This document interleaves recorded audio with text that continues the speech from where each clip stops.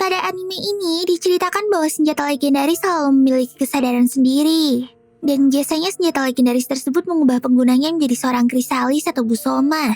Mereka akan kehilangan kesadaran dan bertransformasi menjadi bentuk yang lebih kuat. Kebanyakan para pengguna senjata legendaris terkutuk akan kerasukan kekuatan jahat dari senjata itu dan kehilangan kewarasan mereka lalu berubah menjadi iblis atau busoma. Sedangkan orang-orang yang masih bisa mengendalikan kesadaran mereka dan menggunakan kekuatan senjata tersebut disebut krisalis. Lalu ceritanya dimulai dan diperlihatkannya sepasang suami istri yang lagi jalan sendirian. Dan tampaknya si istri itu lagi hamil besar. Tapi tiba-tiba aja muncullah seorang laki-laki membawa katana yang langsung menyerang sang suami dengan brutal. Kayaknya laki-laki tersebut lagi kerasukan senjata terkutuk. Ngelihat hal itu, si istri langsung syok berat. Kemarahannya pun berubah menjadi dendam. Alhasil dia langsung merebut katana itu dan ngebunuh si laki-laki tersebut. Namun setelah kejadian itu, karena si istri ngerasa putus asa, dia pun mutusin buat mengakhiri hidupnya di gunung. Terus keesokan harinya, seorang blacksmith bernama Amon gak sengaja lewat situ dan melihat mayatnya. Lalu pada saat yang sama, Amon juga ngedengar suara bayi yang lagi nangis di semak-semak. Ketika dicek, tampaklah seorang bayi baru lahir yang lagi meluk sebuah katana misterius yang berlumuran darah. Akhirnya Amon pun mutusin buat ngerawat bayi tersebut. Terus beberapa tahun kemudian, bayi malang itu udah tumbuh menjadi seorang cowok yang bernama Guy. Lalu Amon pun ngajakin Guy buat berkunjung ke makam ibunya. Di sana Amon nanya tentang rencana hidup Guy ke depannya. Dan Guy pun ngejawab kalau dia bakalan tinggal bersama Amon selamanya. Karena Guy ngerasa kalau dia tuh gak punya masa depan selain meneruskan profesi Amon sebagai blacksmith. Terus malamnya tampaklah Guy yang lagi masuk ke sebuah ruangan secara diam-diam. Ternyata di ruangan tersebut tersimpan sebuah katana legendaris yang bernama Shiryu. Dan secara nggak sengaja, salah satu calon blacksmith yang bernama Tatsumi ngeliat kelakuan Guy itu. Dia pun langsung lapor ke Amon tentang kejadian tersebut. Namun Amon gak mempermasalahkan hal itu. Dan ngomong kalau dari lahir Guy itu emang selalu memeluk katana tersebut. Rupanya, katana Shiryu itu adalah katana yang sama yang digunakan oleh ibunya Guy untuk membalas dendam dulu. Gak lama kemudian, ritual pemurnian Shiryu pun diadakan. Karena katana tersebut mulai memancarkan hawa membunuh yang membara. Ritual itu dipimpin oleh Sayaka, adik angkatnya Guy. Dan biasanya ritual pemurnian tersebut dilakukan dalam beberapa periode sekali untuk mencegah kebangkitan Shiryu yang haus darah. Ritual itu memerlukan darah Guy untuk menenangkan Shiryu. Guy harus meneteskan darahnya pada katana tersebut agar rasa lapar dan haus darahnya menghilang. Namun saat Guy meneteskan darahnya, semua orang harus menutup mata mereka supaya tidak terkena energi negatif yang dipancarkan oleh Shiryu. Tapi si Tatsumi penasaran dan langsung ngebuka penutup matanya saat Guy lagi melakukan ritual tersebut. Alhasil, Tatsumi pun jadi ngeliat aura membunuh yang pekat dari katana itu. Karena Tatsumi ketakutan, Shiryu pun langsung merasuki Sayaka dan menyerang Tatsumi. Dengan cepat, Guy langsung berusaha mendorong Tatsumi untuk menjauh. Tapi sayang, tebasan Sayaka jauh lebih cepat dari itu. Akhirnya lengan Guy pun putus karena kejadian tersebut. Setelah dirawat pasca kejadian itu, Guy masih terus merasakan sakit yang luar biasa selama seminggu. Sayaka pun berusaha nenangin Guy saat itu, tapi Guy langsung mendorongnya dan lari keluar. Rupanya Guy berlari ke arah makam ibunya. Di sana Guy langsung menggila dan berusaha menggali makam tersebut. Amon dan Sayaka yang mengejarnya langsung syok saat melihat tingkah laku Guy yang tampak putus asa. Untungnya gak lama setelah itu Guy langsung pingsan di makam ibunya. Terus malamnya, Guy pun siuman dan mendapati sebuah lengan palsu yang udah terpasang di tubuhnya. Rupanya, lengan tersebut berasal dari katana Shiryu yang udah dilelehkan dan ditempa ulang oleh Amon. Keesokan harinya, Guy pun langsung menemui Amon dan berterima kasih atas lengan barunya itu. Dia ngerasa kembali punya harapan buat menjalani kehidupan dengan normal. Lalu beberapa waktu kemudian, Tatsumi yang suka banget sama Sayaka diam-diam ngikutin Sayaka waktu pulang sekolah. Dia berniat buat nangkep Sayaka dan maksain perasaannya ke Sayaka. Tapi untungnya, Guy langsung muncul dan nyelamatin Sayaka. Tanpa pikir panjang, Tatsumi yang udah kesel banget sama Guy pun langsung menyerangnya. Namun dengan mudah, Guy bisa menahan semua serangan Tatsumi pakai lengan mekaniknya. Lalu tiba-tiba aja, pikiran membunuhnya Shiryu merasuki kepala Guy dan membujuknya untuk membunuh Tatsumi. Si Tatsuminya langsung ketakutan dong. Untungnya Sayaka segera nyadarin Guy dari situasi tersebut. Sayangnya bisikan jahat dari Shiryu itu terus memenuhi kepalanya dan gak mau berhenti. Guy pun langsung berniat buat menghancurin lengannya. Tapi dia gak bisa. Akhirnya, Guy pun cuma bisa ngamuk dan ngebenturin kepalanya ke tembok. Dia berusaha buat menghilangkan semua suara tersebut. Sayaka yang ngelihat hal itu langsung lari buat menangin Guy dan memeluknya. Terus pada saat yang sama, tiba-tiba aja semua suara jahat Shiryu yang ada di kepala Gai menghilang. Semua itu lenyap setelah Sayaka memeluknya. Beberapa hari kemudian, Gai yang lagi motongin kayu tiba-tiba diserang pakai tombak sama Tatsumi. Rupanya si Tatsumi ini udah kerasukan senjata terkutuk juga. Dia menggila dan terus menyerang Gai dengan membabi buta. Gai pun berusaha buat terus menahan serangan Tatsumi pakai lengannya. Tapi sayang, semua itu gak bisa bertahan lama. Kayaknya stamina Gai udah mulai habis. Dan lagi-lagi saat Gai udah gak berdaya, suara jahat Shiryu mulai muncul lagi di kepalanya. Gai mulai dikonsumsi sama perasaan dendam dan rasa ingin membunuh. Dia kehilangan kesadaran dan merubah lengan mekaniknya menjadi bentuk pedang. Pertarungan sengit gak terhindari lagi. Gai dan Tatsumi pun mulai bergelut di sebuah tempat sepi dan mengadu kekuatan senjata legendaris mereka. Kekuatan tombak Tatsumi yang besar sampai bisa menebas pohon-pohon yang ada di sekitarnya. Tapi Gai juga gak kalah kuat. Sampai akhirnya Gai berhasil menusuk perutnya Tatsumi. Tatsumi yang udah terluka parah itu berusaha buat kabur dari Gai. Tapi si Gai gak mau ngelepasin dia dan mulai mengejar Tatsumi. Sampai akhirnya Gai pun sampai di kota dan berusaha buat nyari jejaknya Tatsumi. Di pinggir jalan Gai ngeliat ada banyak mayat yang tergeletak karena diserang oleh Tatsumi. Akhirnya sambil ngikutin jejak itu, Gai mencoba ngelacak keberadaannya Tatsumi. Sementara Tatsumi yang udah dikonsumsi sama perasaan dendam dan amarah malah menjadi semakin jadi-jadi. Dia pun bertransformasi menjadi Busoma dan langsung menyerang Gai. Untungnya Gai bisa menghindari serangan Tatsumi tersebut. Dia pun langsung berlari ke arah Busoma dan mencoba menyerang balik. Hingga akhirnya Gai berhasil menusuk dada Busoma dengan pedangnya. Serangan tersebut ngebuat Busoma jadi pingsan dan gak sadar. Terus pada saat yang sama muncullah sebuah helikopter yang menyaksikan kejadian tersebut. Dia pun langsung melaporkan hal itu kepada Soshidai, sebuah organisasi yang mencegah dan memusnahkan senjata terkutuk. Gak lama setelah itu, helikopter tersebut pun mulai menyerang Gai dan Busoma. Sayangnya tembakan peluru yang diarahkan ke mereka itu membuat Busoma kembali sadar dan langsung menendang Gai. Tanpa pikir panjang, Gai pun ngeluarin kekuatan yang dahsyat buat menyerang helikopter tersebut sampai jatuh dan meledak. Lalu dia pun kembali pulang dengan kondisi tubuh yang kelelahan. Sesampainya di rumah, Sayaka yang melihat hal itu segera ngebantu dan ngerawatin Gai. Gai pun jatuh pingsan. Dan tiba-tiba aja lengan mekaniknya itu memanas lalu mencekik lehernya. Amon dan Sayaka pun panik. Amon mencoba buat menghentikan Shiryu yang hendak membunuh Gai. Namun tangannya malah ikut terbakar karena menyentuh Shiryu. Terus keesokan harinya, Sayaka yang lagi nyariin Gai tampak kebingungan karena nemuin Gai yang lagi sembunyi di dalam lemari. Dan pas disuruh keluar dari sana, Gai malah kejatuh terus sembunyi di dalam selimut. Nah, ngeliat tingkah Gai yang aneh dan kayak anak kecil itu Sayaka jadi heran dong. Dia gak ngerti dengan apa yang sebenarnya terjadi. Tapi pas Sayaka berusaha nyadarin Gai, dia malah lari dan kabur keluar. Akhirnya Sayaka pun menceritakan hal tersebut ke Amon. Sayangnya, Gai langsung sadar kalau dia tuh lagi diawasi sama Amon.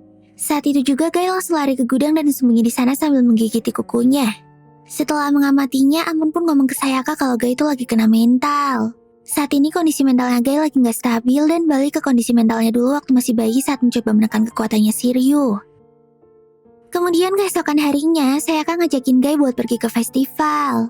Di sana Sayaka mampir ke sebuah kuil buat berdoa untuk keselamatannya Gai. Tapi tiba-tiba aja, Busoma muncul dan langsung menyerang mereka. Saat itu juga, secara gak sadar lengan Gai bergerak sendiri dan menahan serangan tersebut. Namun karena saat itu Gai lagi kena mental, jadinya dia tuh gak bisa bertarung kayak biasanya. Busoma pun berhasil menjatuhin Gai sampai terkapar dan gak berdaya. Lalu dengan cepat, si Busoma itu langsung menyerang Sayaka dan mencekiknya. Untungnya sebelum Sayaka meninggoy, ada seseorang yang menolongnya dan menebas lengan Busoma. Busoma pun langsung marah dan kesakitan. Tanpa pikir panjang, Busoma segera mengambil tombaknya dan menyerang cowok misterius tersebut. Tapi, si cowok misterius yang bernama Ichijo itu bisa menghindari semua serangan Busoma dengan mudah. Sampai akhirnya, Ichijo pun kesamen cakra miliknya dan bertransformasi menjadi kristalis. Dia pun berubah menjadi overpower seperti Busoma tanpa kehilangan kesadaran. Dan pada saat yang sama, lengan mekanik Gai ikut bereaksi pada perubahan Ichijo tersebut. Setelah itu, Ichijo langsung mengikat Busoma pakai cakramnya dan membuat Busoma tersebut menghilang sampai nggak bersisa. Tapi pas mau pergi ninggalin mereka, Ichijo ngerasain aura aneh yang muncul dari Gai. Akhirnya dia pun kembali lagi dan menghampiri mereka.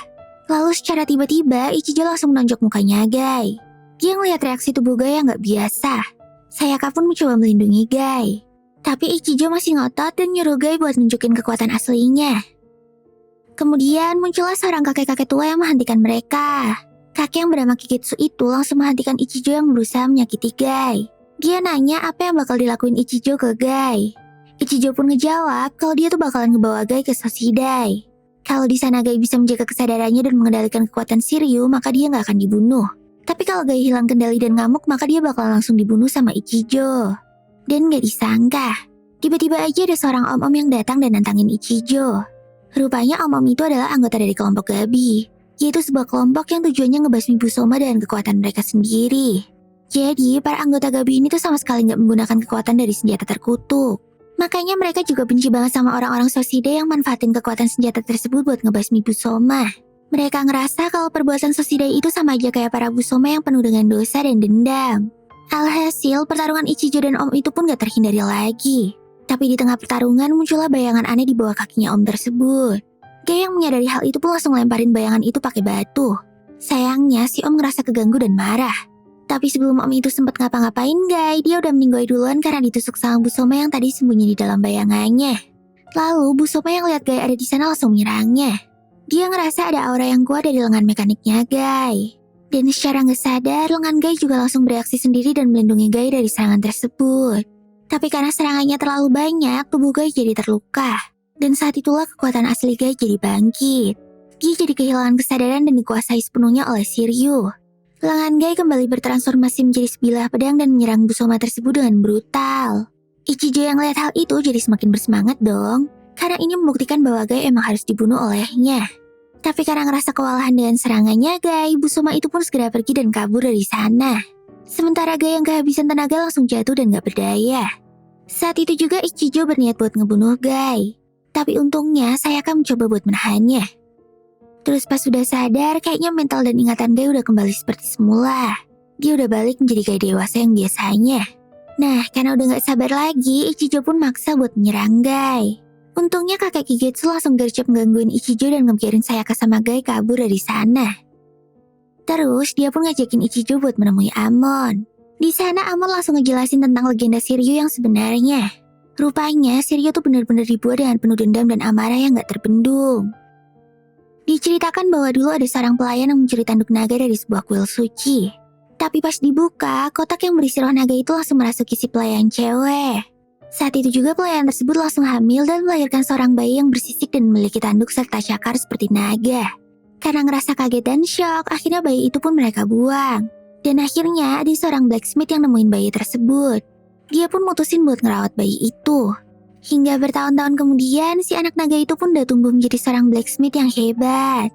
Dia juga memiliki seorang anak dan istri yang dia cintai. Sampai suatu saat, ada seorang shogun yang meminta buat dibuatin pedang terhebat. Tapi waktu ngebawain pedang itu, shogun tersebut maksa buat ngeliat wajahnya. Akhirnya setelah dibuka, mereka pun langsung ketakutan dan menyuruh para prajurit untuk ngebunuh dia dan keluarganya. Sayangnya meskipun anak dan istrinya udah dibunuh, si manusia naga ini gak bisa ditembus pedang. Tubuhnya keras dan kuat banget. Hingga akhirnya mereka pun mutusin buat ngebuang dia di sebuah pulau. Karena ngerasa putus asa dan sedih, si manusia naga itu pun berencana buat ngebikin sepasang pedang yang penuh amarah. Setelah pedang itu jadi, pedang tersebut langsung dipenuhi dengan kekuatan yang luar biasa. Dan manusia naga itu pun memilih untuk meninggoy dengan pedangnya sendiri. Sedangkan pedang yang satu lagi mengamuk dan ngebunuhin shogun serta para petinggi lainnya yang udah ngebunuh keluarganya. Ichijo yang ngedengar kisah sedihnya Shiryu itu langsung nangis sesenggukan. Dia pun mutusin buat ngebantuin Gai dan menjaganya. Lalu di saat yang sama, tampaklah Gai dan Sayaka yang lagi jalan ke tempatnya Amon. Mereka yang lihat Ichijo yang ada di sana langsung panik dong. Tapi Ichijo segera ngejelasin kalau dia tuh udah gak ada niatan buat ngebunuh Gai. Justru dia malah ngajakin Gai buat gabung ke Soshidai. Ichijo janji bakalan nunjukin dunia yang berbeda buat Gai. Dia ngeyakinin Gai kalau dunia yang baru ini tuh gak akan membuat dia berada di dalam kegelapan. Setelah ngedengar ajakan Ichijo itu, Gai pun minta izin sama Amon. Dan Amon langsung ngebolehin Gai buat milih jalan hidupnya sendiri. Saat itu juga Gai langsung mutusin buat ikut Ichijo dan pergi dari sana. Dalam perjalanan menuju Soshidai, Ichijo banyak ngobrol sama Gai dan ngejelasin tentang tugas-tugasnya. Dia ngomong kalau tujuan Soshidai yang paling utama adalah untuk membasmi Busoma dan juga para krisalis yang akan berubah menjadi Busoma. Terus malamnya, tiba-tiba aja ada seorang cewek yang ngamuk di kota. Dia ngebikin chaos di mana-mana dengan kekuatan apinya. Ternyata cewek tersebut lagi kerasukan senjata legendaris yang disebut Flamebird. Tanpa pikir panjang lagi, Gai pun langsung maju dan berusaha menghentikannya. Si cewek pun segera menyerang Gai tanpa ragu-ragu. Akhirnya pertarungan pun gak bisa dihindari lagi. Cewek tersebut langsung maju dengan membabi buta. Bahkan dia juga jauh lebih kuat daripada Gai. Karena gak bisa mengimbangi pergerakannya, Gai pun jadi kewalahan dan terjatuh. Dan cepat, cewek itu berniat buat menghabisi Gai yang udah gak berdaya. Tapi untungnya Ichijo muncul dan nolongin Gai. Alhasil, cewek tersebut pun mutusin buat kabur dari sana karena ngerasa kalau pertarungan mereka tuh udah gak seimbang lagi. Terus besoknya, Ichijo ngajakin Gai buat ngopi-ngopi santuy sambil ngeliat pemandangan yang indah di rooftop. Di sana Ichijo juga ngomong kalau Gai itu harus rela nyerahin hidupnya sebagai manusia normal buat menjaga dunia dari Busoma. Karena pastinya mereka bakalan sering berburu senjata legendaris terkutuk sebelum senjata tersebut merasuki orang-orang. Bahkan Ichijo juga ngasih tahu kalau sebenarnya kristalis kayak dia tuh juga bisa berubah menjadi Busoma kapanpun. Tapi Soshidai bisa memperlambat proses tersebut dan ngebantu mereka buat mengendalikan diri. Lalu Gai pun cerita kalau dari awal Shiryu adalah senjata pelindung. Dia ngerasa kalau dari dulu Shiryu tuh selalu menjaganya seperti seorang ibu melindungi anaknya. Maka dari itulah Gai percaya kalau Shiryu gak mungkin menyakitinya. Terus tiba-tiba aja Ichijo dapat tugas mendadak buat menghentikan kristalis yang akan berubah menjadi Busoma karena kerasukan dua senjata legendaris. Setelah bertransformasi menjadi overpower, Busoma tersebut langsung menerjang Ichijo dan menyerangnya. Untungnya Ichijo berhasil mengelak dan menyerang balik. Tapi sayang, kayaknya kekuatan Ichijo gak bisa mengimbangi Busoma tersebut yang terlalu overpower. Sementara Gai yang udah ngaktifin kekuatannya langsung muncul buat nyelamatin Ichijo dari serangan Busoma. Tapi tetap aja, Gai kelihatan kewalahan dan gak sanggup menghadapi Busoma itu sendirian. Lalu di saat yang sama, muncullah seorang cewek yang berusaha menyadarin Busoma tersebut. Rupanya cewek itu adalah pacarnya. Dan karena Busoma tersebut mulai lengah, Gai pun berhasil menebasnya dari belakang dan mengalahkan Busoma tersebut. Akhirnya, Busoma itu pun kembali menjadi manusia biasa dan pingsan. Beberapa waktu kemudian Ichijo dan Gai lagi jalan-jalan sore. Tiba-tiba aja ada seorang cowok bernama Matoba Shin yang datang menemui mereka. Shin ngomong kalau dia tuh bisa mendengar suara Shiryu dari lengannya Gai. Gai-nya langsung kaget banget dong. Tapi belum sempat ngomong apa-apa, tiba-tiba si cewek yang kerasukan Flamberg muncul dan menyerang Gai. Tanpa pikir panjang, Gai langsung aktifin kekuatannya dan bertarung sama cewek tersebut. Namun kayaknya kali ini combo serangan cewek itu jadi lebih kuat dan tajam. Bahkan Gai sampai gak bisa berkutik buat menyerang balik. Sampai akhirnya Gai pun sempat membuka celah dan berhasil melukai cewek tersebut. Tapi lagi-lagi cewek itu kabur dan menghilang dari sana. Besoknya Ichijo dan Gai sampai di markas pusatnya Soshidai. Di sana mereka ketemu sama Kyoka, administrator baru yang bertugas memimpin Soshidai. Setelah berkenalan, Ichijo langsung ngajakin Gai ke sebuah ruangan khusus. Di sana Ichijo ngejelasin kalau Gai itu harus melakukan sinkronisasi dengan core Alma yang ada di dalam kapsul tersebut. Kapsul tersebut juga merupakan garis hidup dari para kristalis. Jika kapsul itu sampai tercemar, maka mereka akan langsung berubah menjadi Busoma.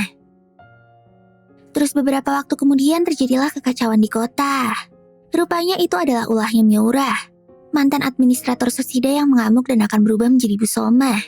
Ichijo pun langsung gercep buat maju dan nyadarin Miura. Tapi sayang, kayaknya kekuatan jahat itu udah benar-benar merasukinya dan membuatnya hilang kendali. Karena gak ada pilihan lain, Ichijo pun mulai menyerang Miura. Namun Miura berhasil menghalau semua serangan itu dengan mudah. Akhirnya Ichijo mutusin buat mengikat Miura pakai cakramnya.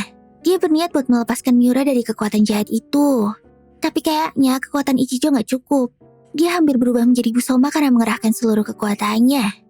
Miura yang semakin menggila berhasil melepaskan diri dari cakram Ichijo dan bertransformasi menjadi Busoma Excalibur Prime. Tanpa basa-basi lagi, Busoma tersebut langsung maju dan berniat menghabisi Ichijo. Untungnya Gai muncul tepat waktu dan menyelamatkan Ichijo. Akhirnya pertarungan panas antara Gai melawan Busoma pun dimulai. Gai berusaha menyerang Busoma tersebut dengan tebasan pedangnya. Terus ketika Busoma itu hendak menyerang Gai dengan kekuatan penuhnya, Miura langsung mencegahnya. Lalu saat itu juga mereka berdua menyatukan kekuatan buat mengalahkan Busoma tersebut.